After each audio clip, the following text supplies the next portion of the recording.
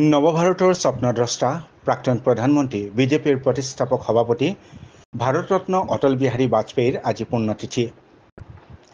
এই ডিব্ৰুগড় জিলা আমোলাপট্টিৰ মুখ্য কাৰ্যালয়ত স্বপ্নদ্ৰষ্টাগৰাকীৰ পুণ্যতিথিত সশ্ৰদ্ধ প্ৰণিপাত জনাই ভাৰতীয় জনতা পাৰ্টি ডিব্ৰুগড় জিলাৰ সভাপতি উজ্জ্বল কাশ্যপৰ লগতে ভাৰতীয় জনতা পাৰ্টি ডিব্ৰুগড় জিলাৰ সকলো স্তৰৰ কাৰ্যকৰ্তাসকলে দেশৰ প্ৰাক্তন প্ৰধানমন্ত্ৰী ভাৰতৰত্ন অটল বিহাৰী বাজপেয়ীৰ পুণ্যতিথি উপলক্ষে তেখেতৰ প্ৰতিচ্ছবিত মাল্যাৰ্পণ আৰু পুষ্প অৰ্পণেৰে গভীৰ শ্ৰদ্ধা জ্ঞাপন কৰাৰ লগতে ৰাষ্ট্ৰ নিৰ্মাণৰ যাত্ৰাত তেখেতৰ বিস্তৃত অৰিহণা অবিস্মৰণীয় হৈ থাকিব বুলি উল্লেখ কৰে জিলা সভাপতি উজ্জ্বল কাশ্যপে।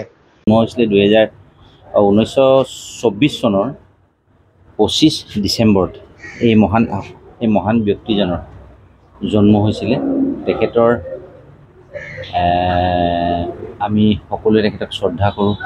তেখেতক আদৰ্শ হিচাপত লৈ আমি ৰাজনীতি পথাৰত মই বিশেষকৈ তেখেতক আদৰ্শ হিচাপত লৈ মই ৰাজনীতিত আহিছোঁ আৰু তেখেতৰ পৰাই বহুতখিনি শিকিলোঁ ৰাজনীতিত, কিন্তু আশা কৰা মতে তেখেতক আমি নাপালোঁ।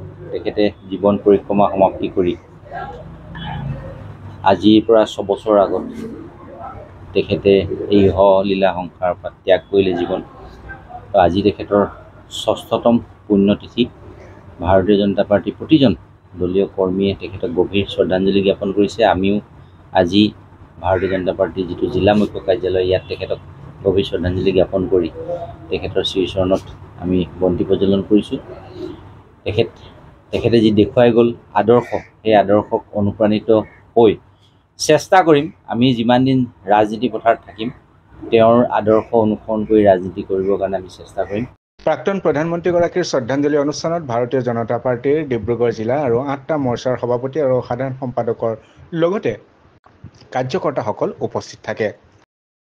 তেখেতৰ শাসন ব্যৱস্থাত তেখেতে যি ধৰণে ব্যৱস্থা বিচাৰিছিলে ভাৰতৰ জনসাধাৰণক সকলো স্তৰ, বিশেষকৈ সমাজৰ একেবাৰে নিম্নতম পৰ্যায়ৰ যিজন ব্যক্তি, নিম্ন পৰ্যায়ৰ ব্যক্তিজনক উন্নতি কৰি সমাজৰ বাকী পৰ্যায়ৰ ব্যক্তিৰ লগত সমানে ফেৰ মাতি আগবাঢ়ি যাব পৰা যি তেওঁৰ মনৰ ভাৱধাৰণা আছিলে, সেই ভাৱধাৰণাৰ ওপৰত আজি দেশত চৰকাৰ চলাই আছে। যিখিনি শাসন পদ্ধতি আছে, শাসন পদ্ধতিত ৰাইজক উপকাৰ কৰাৰ ক্ষেত্ৰত আমি তেখেতৰ আদৰ্শ অনুসৰণ কৰি আগবাঢ়িবই লাগিব। কাৰণ তেখেতৰ বিনা, কাৰণ ভাৰতীয় জনতা পাৰ্টীক তেখেতক আমি সকলোৱে পিতামহ হিচাপত জ্ঞান কৰোঁ।